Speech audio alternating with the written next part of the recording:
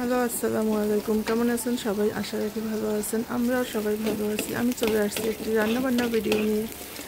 আজকে আমি রান্না করব করলা ভাজি করব, পুঁই শাক ভাজি করব, আর পটল দিয়ে রুই মাছ রান্না করব।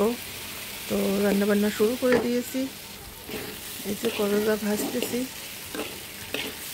একটু কাঁচা কাঁচা করে ভাজবো, বেশি ফ্রাই করলে খেতে তেমন ভালো লাগে না, উপকারও হয় না। আর এই যে পুঁই শাকটা আমি আলু দিয়ে সেদ্ধ করে নিচ্ছি, এখন বাগার দিব।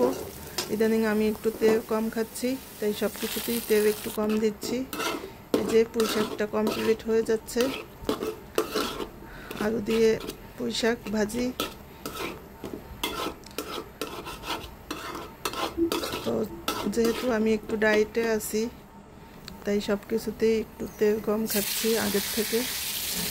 তারপরে এখন আমি রুই মাছগুলো ভেজে নিচ্ছি, আর পাশেই একটি হাঁড়িতে আবার আমি পটলগুলো ভেজে নিচ্ছি একসাথে। তো এখন আমার ভাজা শেষ, এখন রান্না করব। পেঁয়াজ কাঁচামরিচ ভেজে নিচ্ছি, তারপর একটু রসুন বাটা দিলাম, তারপর একটু পানি দিয়ে দিলাম, এখন একটু জিরা গুঁড়া দিচ্ছি, তারপর হলুদ মরিচ লবণ দিয়ে কষিয়ে নিচ্ছি। এভাবেই রান্না করব। তারপরে মাছগুলো আমি দিয়ে দিচ্ছি, মাছগুলো দিয়ে পরিমাণ মতো পানি দিয়ে পটলগুলো দিয়ে দিব। যে আমার ঝোল দেওয়া শেষ, এখন আমি সবজিগুলো দিয়ে দিচ্ছি।